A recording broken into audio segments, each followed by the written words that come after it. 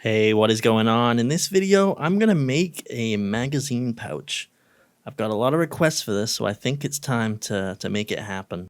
The thing is, I don't actually have a magazine, not not at the moment. What I do have is a box that kind of looks like a magazine. So there's going to be no measurements or anything. We're just going to freeball it or raw dog. I don't know what's the word. We're gonna do it without preparation. So the fabric we're gonna use for this pouch is gonna be 600 denier Cordura nylon. I'm also gonna use nylon velcro and 1-inch nylon webbing.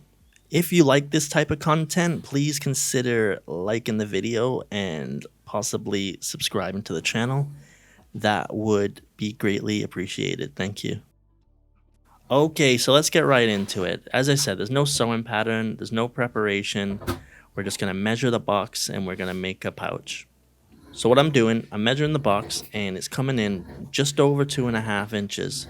So for the diameter of my fabric, I wanna add an extra 1/2 inch to the diameter of the box.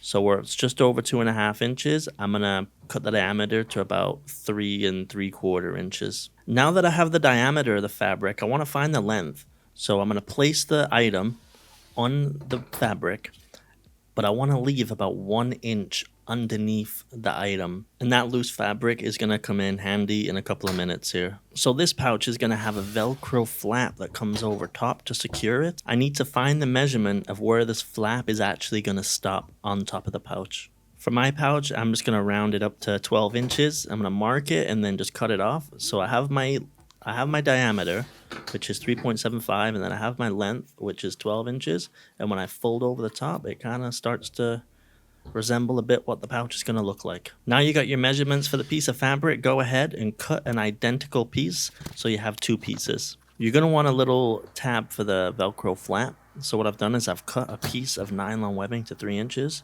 and folded it over. In my opinion, 3 inches is a bit too much. Maybe 2.5 or 2 inches would be more than okay. So fold your little tab in half and clip it. And what you're going to do is you're going to put it right at the top of one of the pieces of fabric in the middle and clip it to it.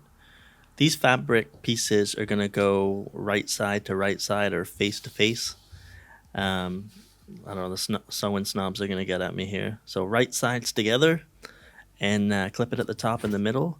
And then I'm going to run a piece of paracord through it and run that the entire length. This is going to help me turn it inside out after I finish sewing this.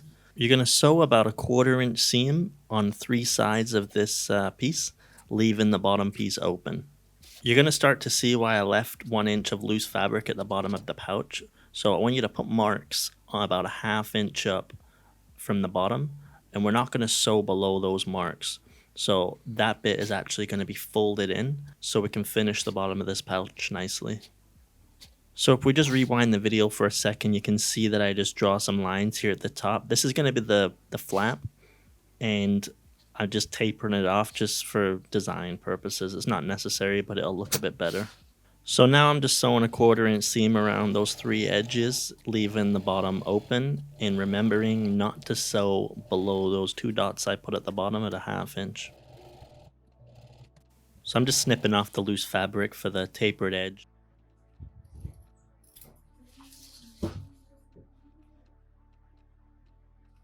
So that piece of paracord that I threaded through the tab is going to come in really handy here for turning the entire pouch inside out. So I'm just going to pull on the paracord and it's just going to hopefully come easy. That's the plan. So this is the most difficult part of this whole process. What you're going to want to do is you're going to want to flatten this out, and you're going to have to use some type of long tool. Like in my case, I used a ruler, and you're going to want to pop out all the seams and clip it around, make it flat, and make the shape the way you want it. And I said this is probably the most difficult part of the whole process. That's why I kind of fast forwarded it here for you, because it's kind of boring and it's going to take you a while to do this. So we got all our clips on, and it's probably time to do a size check here soon. So I'll take the box and I'll put it on the pouch and put the flap over, and just to see if everything's kind of on track, because as I said, we got no plans, no pattern. We're just winging it. Don't forget, when you're doing your size check, to leave your box or magazine or whatever you're making a pouch for, make sure there's still that 1 inch of loose fabric below the item. Okay, so go ahead and sew about a 1/8 inch seam all around the edge, and this is just going to finish it off, make it look good, and make it very rigid. Remember, don't sew the bottom still needs to stay open. I'm going to go ahead and cut 4 pieces of nylon webbing here, the same length as the diameter of the finished pouch here. These webbing straps are going to be used in conjunction with Molly or Malice clips to hold this to a vest or a backpack or whatever you want to connect this to. I actually have a free pattern for Malice clips, so go to the Sewing Project's Facebook page, shoot me a message. I'll send you that free pattern and also watch the video here on YouTube about how to build those. In order for your webbing straps to correspond with the item that's going to be inside the pouch, you're going to want to find the center of the item while it's placed on the pouch. Don't forget to leave that 1 inch of space below the item, and then find the center. And then when you have all your webbing straps stacked, the 2x2 with the 1 inch space in the middle, like halfway through that 1 inch space is going to be the center of your item. So when you're clipping down your webbing straps, make sure the middle of the webbing strap corresponds with the middle of the item that's going to be placed inside the pouch. So to stitch these webbing straps down, you're going to want to put a stitch right through the center of them and then one on either side of the pouch. Remember, these straps are going to be load bearing, so the more stitches you put in these, the more abuse they can take. I'm just snipping off the excess webbing and then going over it with a lighter just to melt them all. You don't want the ends of these fraying, because if they fray, they're going to come off. It's finally time to finish off the bottom here. So what I'm going to do is that 1/2 inch of loose fabric I got at the bottom, I'm going to fold in and then just stitch over top, and that'll finish off the bottom nicely. I'm just going to sew about 1/8 of an inch in. Okay, it's time for a size check. So I placed the item in, and I'm just going to mark it here. And remember to leave 1/2 inch underneath the item. That's going to be where the top's going to be sewn down. So as I said, there's no measurements or anything. So for the cover, for the top here, what we're going to do is just going to take a big piece of square fabric that I know will cover everything. And we'll start just by finishing one end of it. So I'm just going to fold it over a 1/4 inch twice, and then just put a stitch in it just to seal it off. And that'll give us a nice top edge. When I'm folding it, I'm remembering to fold it outwards, because if you fold it inwards, it might snag on whatever you're trying to put in the pouch. So if you're using it as a magazine pouch, you don't want anything snagging. So I recommend folding it outwards. There's not really a seam allowance here or anything. I'm just throwing a stitch in it just to hold it down. I'm going to want to start adding Velcro to this. So what I've done is I've cut 2 pieces of Velcro 2 inches by 2 inches. I'm going to start by placing the loop Velcro on the bottom piece, and I'm just going to put it in the center at the top. I'm just sewing a square and an X through the square. Nothing too crazy. Just trying to secure the Velcro. Okay, time for another size check. This part's going to get a little bit finicky here. So I'm going to take that top piece that we just sewed, and I'm going to place it over top of the item, and then I am going to mark it where it meets the edge of the pouch, and then I'm going to add about another 1/4 inch to either side of it, and then I'm going to cut it. I'm adding the extra 1/4 inch here so I can actually fold that under, and then that edge will look nice and finished. So don't be too frugal here. If you got to add more than a 1/4 inch, add more. As I said, I'd rather the pouch be too loose than too tight. And this is the only situation I will ever say that. I'm just checking to make sure that there's enough loose fabric at the bottom of this here, so that when I fold the fabric down, I have enough to sew to the bottom. Okay, so the item is in, everything's clipped, and it seems to slide in and out easily, so that's good.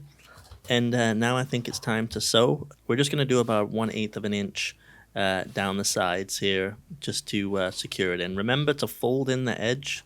Make sure it's nice and folded so these edges of this pouch look nice and finished. Don't sew all the way to the bottom. Still leave 1/2 inch for the bottom, and that way we can use that space there to fold the bottom, make it look all nice, okay? So you sew the edges, but stay up about 1/2 inch. Okay, now we gotta start thinking about folding the bottom in. So we got the item placed in. Remember that little mark I put where I could see where I wanted the item to sit finished? Well, that's important now because when you fold this bottom piece in, it's probably going to push the item up, and you can use that mark to reposition your item so you know it sits exactly where it's supposed to sit. So I'm just going to mark the bottom here, and I'm going to cut off that excess, and then we're going to put a stitch in the bottom here. Yeah, this process is going to be very finicky, and it's probably going to take you some time, but it's all worth it in the end. So I've cut off the excess, I've clipped it back into place. I'm trying to keep it all nice and folded like a Christmas present. I'm going to use my lighter to burn the edges here, or melt the edges, so that it doesn't fray at the bottom. I'm just going to stitch it as it is, but if you want to be fancy, you can actually fold it in or do something crazy. But as I said, I want to do this as a quick project. I'm never going to use this pouch, so I don't really care. But if you want to fold in the bottom too, that's up to you. The only thing left to do now is put that hook piece of Velcro in the top flap. So I placed the item in the pouch, folded it over just for a final size check. And now what I want to do is I want that piece of Velcro to line up perfectly with the bottom piece of Velcro.